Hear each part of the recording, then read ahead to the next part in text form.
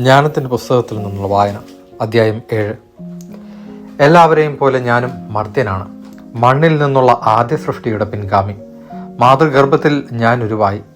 ദാമ്പത്യത്തിൻ്റെ ആനന്ദത്തിൽ പുരുഷ ബീജത്തിൽ നിന്ന് ജീവൻ ലഭിച്ച് 10 മാസം കൊണ്ട് അമ്മയുടെ രക്തത്താൽ പുഷ്ടി പ്രാപിച്ചു.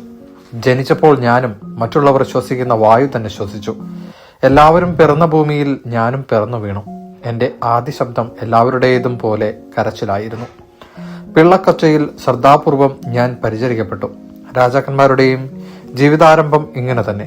എല്ലാ മനുഷ്യരും ഒന്നുപോലെയാണ് ജീവിതത്തിലേക്ക് വരുന്നത്. എല്ലാവർക്കും ജീവിത കവാടം ഒന്നു തന്നെ, കടന്നു പോകുന്നതും അങ്ങനെ തന്നെ. ഞാൻ പ്രാർത്ഥിച്ചു, എനിക്ക് വിവേകം ലഭിച്ചു. ഞാൻ ദൈവത്തെ വിളിച്ചപേക്ഷിച്ചു, ജ്ഞാനചൈതന്യം എനിക്ക് ലഭിച്ചു. ചെങ്കോലിലും സിംഹാസനത്തിലും അധികം അവളെ ഞാൻ വിലമതിച്ചു.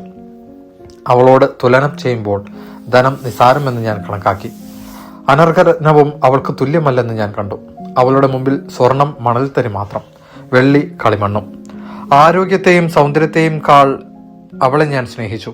പ്രകാശത്തെക്കാൾ കാമ്യമായി അവളെ ഞാൻ ഭരിച്ചു. അവളുടെ കാന്തി ഒരിക്കലും ക്ഷയിക്കുകയില്ല. അവളോടൊത്ത് എല്ലാ നന്മകളും എണ്ണമറ്റ ധനവും എനിക്ക് ലഭിച്ചു. അവയിലെല്ലാം ഞാൻ സന്തോഷിച്ചു. ജ്ഞാനമാണ് അവയെ നയിക്കുന്നത്. എങ്കിലും അവളാണ് അവയുടെ ജനനി എന്ന് ഞാൻ ഗ്രഹിച്ചില്ല. ജ്ഞാനം പകരാൻ ആഗ്രഹം. കാപട്യമെന്നിയെ ഞാൻ ജ്ഞാനം അഭ്യസിച്ചു. വൈമനസ്യന്നിയെ അത് പങ്കുവച്ചു. ഞാൻ അവളുടെ സമ്പത്ത് മറച്ചു വയ്ക്കുന്നില്ല. അത് മനുഷ്യർക്ക് അക്ഷയനിധിയാണ്. ജ്ഞാനം സിദ്ധിച്ചവർ ദൈവത്തിന്റെ സൗഹൃദം നേടുന്നു. അവളുടെ പ്രബോധനം അവരെ അതിന് യോഗ്യരാക്കുന്നു. വിവേകത്തോടെ സംസാരിക്കുവാനും ദൈവദാനങ്ങൾക്കൊത്ത വിധം ചിന്തിക്കുവാനും ദൈവം എന്നെ അനുഗ്രഹിക്കട്ടെ. അവിടുന്നാണ് ജ്ഞാനത്തെപ്പോലെ നയിക്കുന്നതും ജ്ഞാനിയെ തിരുത്തുന്നതും. വിവേകവും കരകൗശല വിദ്യയും എന്ന പോലെ നമ്മളും നമ്മുടെ വചനങ്ങളും അവിടുത്തെ കരങ്ങളിലാണ്.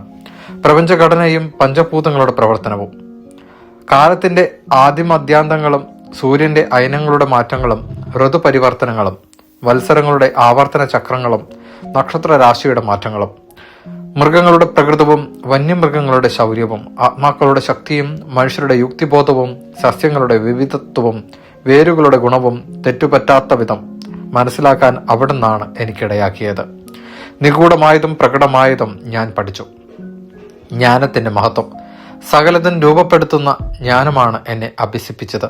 അവളുടെ ചൈതന്യം വിവേകമുള്ളതും വിശുദ്ധവും അതുല്യവും ബഹുമുഖവും സൂക്ഷ്മവും ചലനാത്മകവും സ്പഷ്ടവും നിർമ്മലവും വ്യതിരക്തവും, ക്ഷതമേൽപ്പിക്കാനാവാത്തതും നന്മയെ സ്നേഹിക്കുന്നതും തീഷ്ണവും അപ്രതിരോധ്യവും ഉപകാരപ്രദവും ആർദ്രവും സ്ഥിരവും ഭദ്രവും ഉത്കണ്ഠയിൽ നിന്ന് മുക്തവും സർവശക്തവും സകലത്തെയും നിയന്ത്രിക്കുന്നതും ബുദ്ധിയും നൈർമല്യവും സൂക്ഷ്മതയുമുള്ള ചേതനകളിലേക്ക് ചൂഴ്ന്നിറങ്ങുന്നതുമാണ്.